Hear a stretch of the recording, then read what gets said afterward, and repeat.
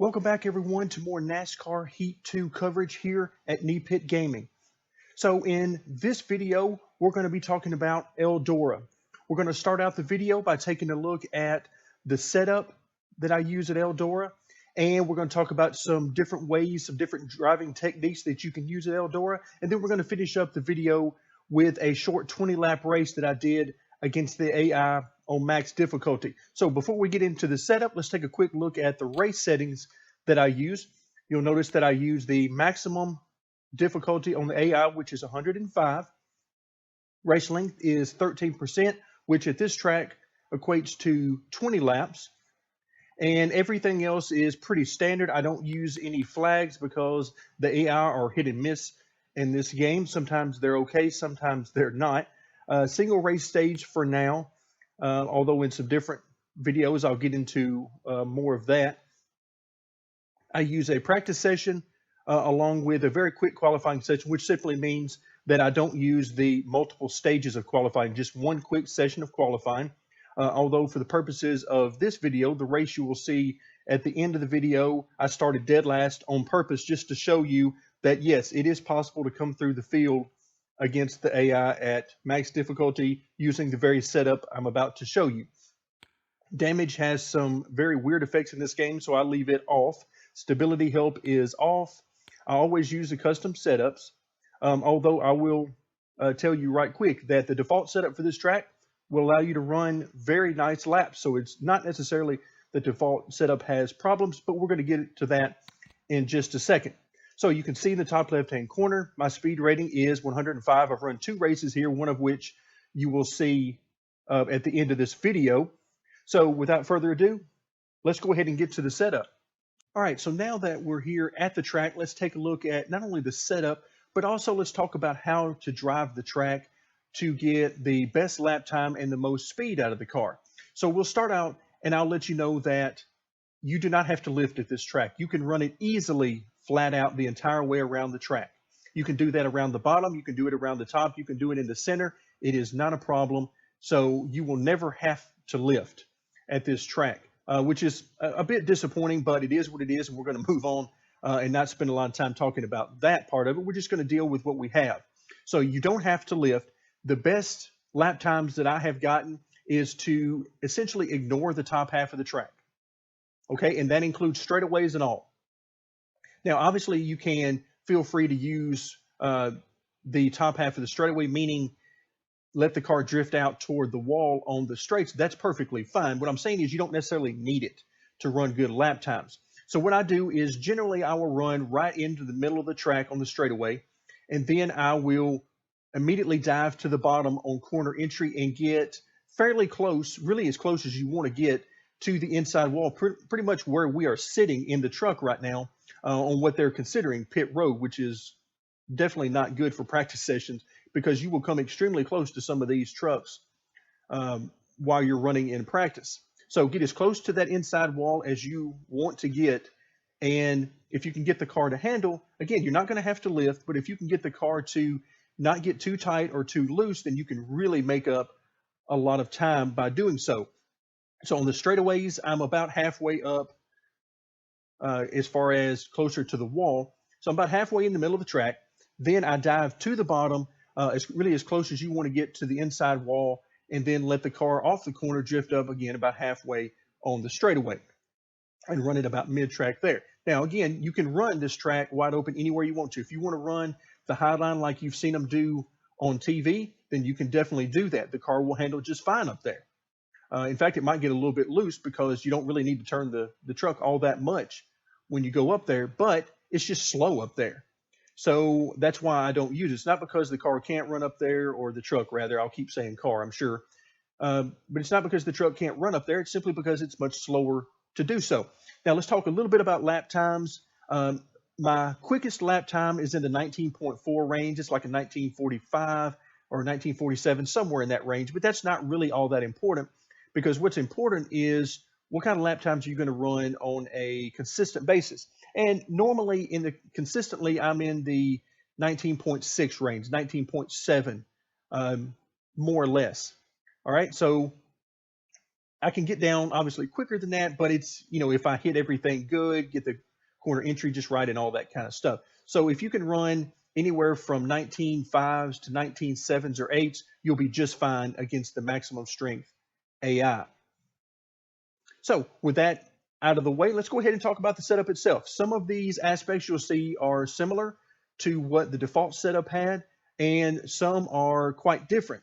So we'll start out with the shocks, and there's not a whole lot I want to say here. They're very close to identical to the default setup.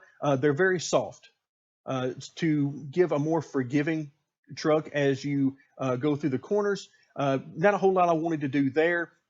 You can play around with these to personal preference. About the only thing I did was on the left rear, I moved the bump up a few clicks to 10. And that was just because I wanted to stiffen up that corner of the car a little bit more, particularly compared to the right rear, which we're going to see in the spring settings. And that's to help from the center of the corner off. But we'll get back into that a little bit more here in just a second when we talk about springs. Let's go ahead and move on to the weight settings. Left weight, we don't touch unless we're on a road course, because we want to leave this at the maximum amount of left weight, which in this case is 54.2%. The nose weight, or front weight as they call it, is at 49.7%, so biased just a little bit toward the rear. If we had 50% here, that would mean that an evenly distributed amount of weight is in the front and the rear of the car. Well, I've gone just below that to put a little bit more weight into the rear of the car, and that's just to help it turn a little bit more, help the rotation of the truck, particularly since I like to keep it really bound to the bottom of the track a lot more, so it just helps the truck to rotate some. Now, then we get to the wedge setting. By increasing the wedge up to 51%, and feel free to go higher than this if you want, it adds some feel to the steering wheel. So it gives me a little bit more feedback from the wheel telling me how the truck is doing. That was one of the things I did not like about the default setup. It felt like a wet noodle in my hand. The car, or truck rather, was fast. I had a pretty good setup to work with and could run some good lap times with it and be competitive, but it just didn't feel good. And I wanted to make a setup that felt better to me and had some more feedback. And so the wheel felt a little bit more alive. Now, as most everyone knows, the force feedback in this game, as well as last year's NASCAR Heat Evolution, are nothing to write home about. They're not very good at all. So I tried to wring every bit of feedback I could out of the wheel and still be competitive with the lap time. So that's why the wedge is increased. So play around with that if you're looking at getting some more feel out of the truck itself. Front and rear ride heights are both at the minimums, so we didn't mess with those. Let's move on to springs. Now, the springs are what is known as a hillbilly setup in the South where I'm from, and that is, hillbilly refers to the style of setup whenever you use a stiffer left front spring than a right front spring. And you can see I've done that both in the front and the rear of the car. And the reason for this in this case is the left front spring really isn't doing all that much here. We spend most of our time driving the truck off of the rear. So I wanted to maximize and get everything I could out of that left front. Again, this is not to say that this is the only way to set it up. You can run good laps with whatever springs you put in there, particularly since you're running it wide open all the way. So it's just a feel thing. I like the stiffer spring. I like the way it feels, and that's also goes for the right front. I've increased this quite a bit from the default all the way up to 800 pounds, which I think the default was somewhere around 450, maybe 500. So I increased that quite a bit because, again, I wanted to get some feel out of the steering wheel without slowing down the truck too much, and it turns out it didn't slow it down at all. It just helped the feeling. So then if we move to the rear of the car, the left rear spring is 30 pounds stiffer than the right rear spring. And the reason for this is I'm essentially driving the car off of the left rear from the center of the corner all the way through exit. And the reason why I used a stiffer left rear than right rear is so that the car would rotate in the center of the corner without getting really loose on exit. Okay, and we're going to see that once again when we get over to the track bar. And that's one of the ways you can control getting too loose on exit while helping the car turn in the center, is to put more emphasis on the left rear rather than the right rear. Okay, let's move over to the tire settings. What I've done with all four tires is essentially try to get the tire pressure, or the tire temperature rather, in the center of the tire pretty much between the inside and the outside. So I try to even those tire pressures out as best I can. And what I mean by that is, let's say you're on the right front tire. Now I don't remember what the temperatures are here for this track, but on a normal over track, you might see the inside part of the right front at, let's say, 230. The center I want to get at about 200, and then the outside part of the tire might be at, say, 180 or 170 or something. So I try to keep the middle pressure or middle temperature in between those two, roughly even amounts between the inside and outside of the tire. But it really isn't that big of a deal in the game, so don't worry too much about it. Again, it's more of a preference thing. So increase the tire pressures here if you want to see how that feels. Decrease them for the same reason, just to see how that feels and see what works out best for you. Now over to the miscellaneous settings, and we'll start by looking at the camber. Now you can lay as much camber in these tires as you want. I practiced quite a bit with +10 and -10 on the left front and right front respectively, and quite frankly, I enjoyed it a lot. The car, or the truck rather, can be very fast by doing that. I backed off a little bit simply because my goal for this track, once I realized that I could easily run it wide open, my goal became to turn the steering wheel as little as possible. So I didn't want to be counter steering back to the right any more than I had to, and I didn't want to be turning quite a bit to the left any more than I had to. Now, you're going to have to do that, obviously, because you got to get through the corners, but I tried to set the truck up to be as neutral as possible. So I came down off the cambers to achieve that, and really to help the truck turn a little bit less. So that's something you don't hear a whole lot. I wanted the truck to actually turn a little bit less than it had been, so that's why I reduced the cambers. On the front sway bar, pretty standard set for me is 1.5 inches. So an inch and a half front sway bar is standard for me, because if I get it any stronger, any bigger in the front up to the maximum of 2 inches, then it really hurts the car on corner entry. The car doesn't want to rotate as well on entry. So if you're feeling that the truck is getting a little bit too loose, then increase the front sway bar, and that can help you out.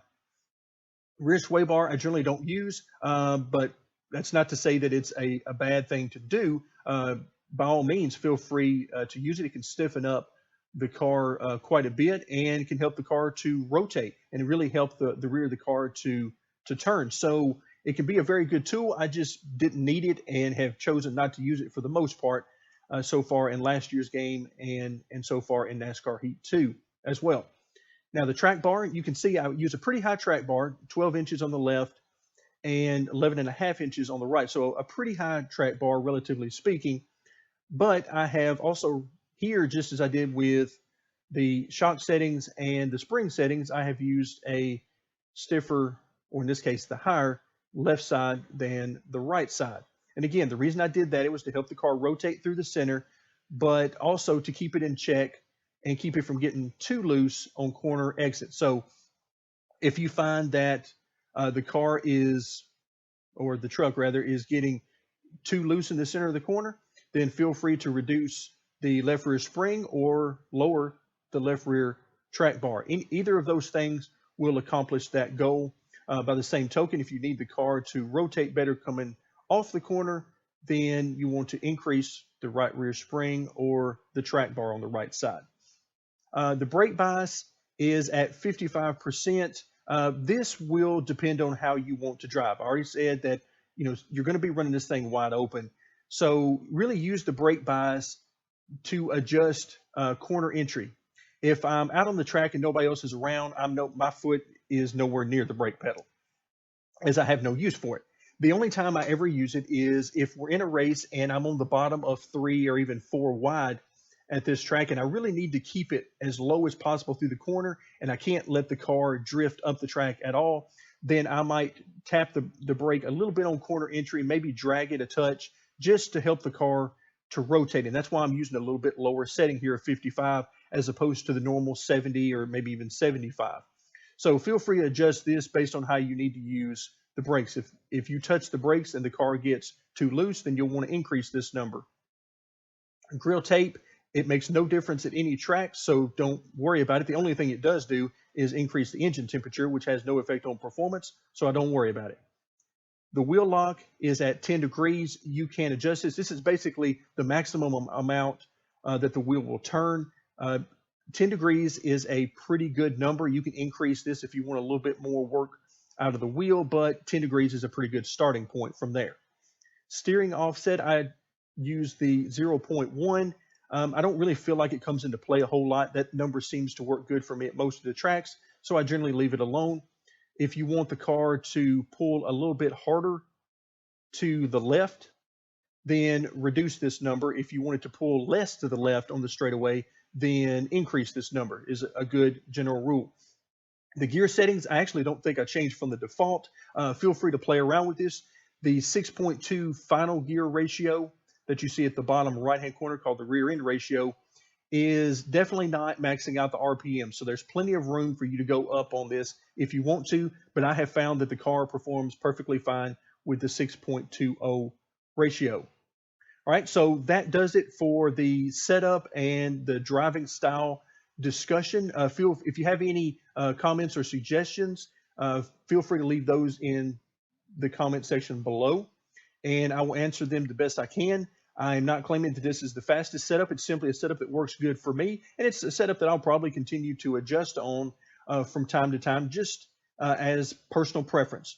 So stay tuned now, and we're going to have a short 20-lap race, and you can see sort of how I work through the field. I'll be starting from the back against the maximum difficulty 105% AI, and you can see I'll run some different lines around the track, primarily at the bottom, but spend some time running the middle or even a little bit around the top of the track, and you get an idea of how you can work your way around the AI and generally how the AI will race. So thank you very much for joining me, and stay tuned for more NASCAR Heat 2 coverage here at Knee Pit Gaming.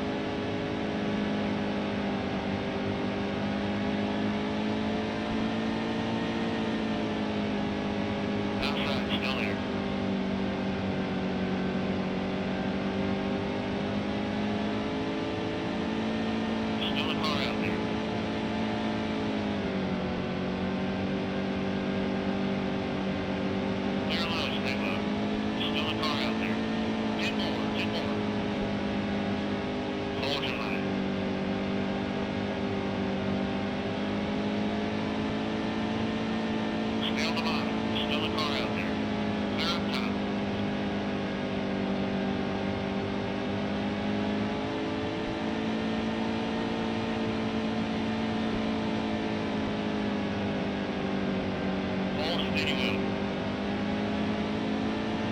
All clear, driver.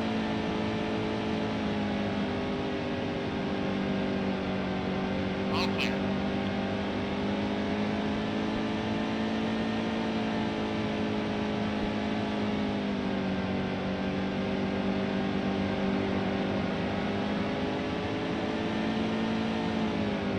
Outside, hold your line. Clear running.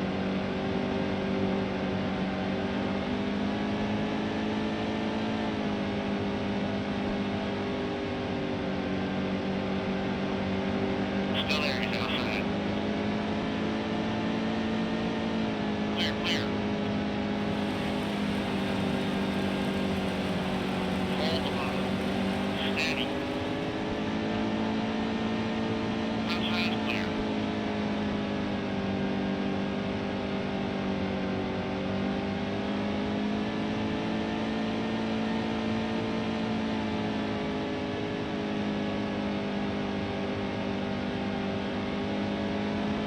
Only 5 laps left.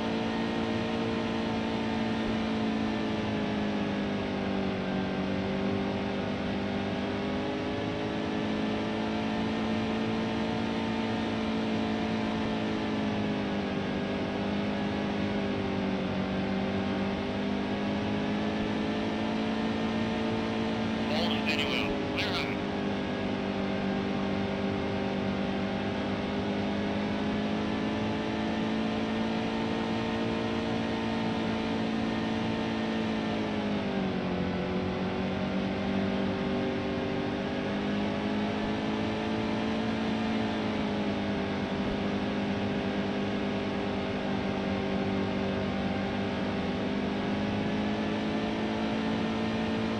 Hold your line. Clear.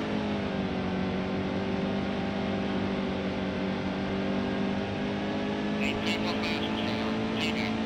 Easy, easy. Clear quick.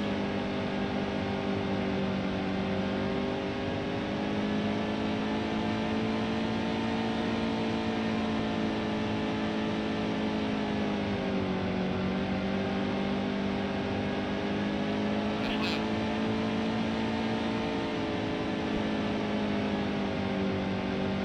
Clear quick.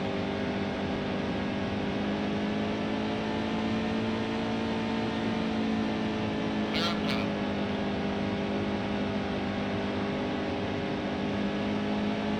That's the win.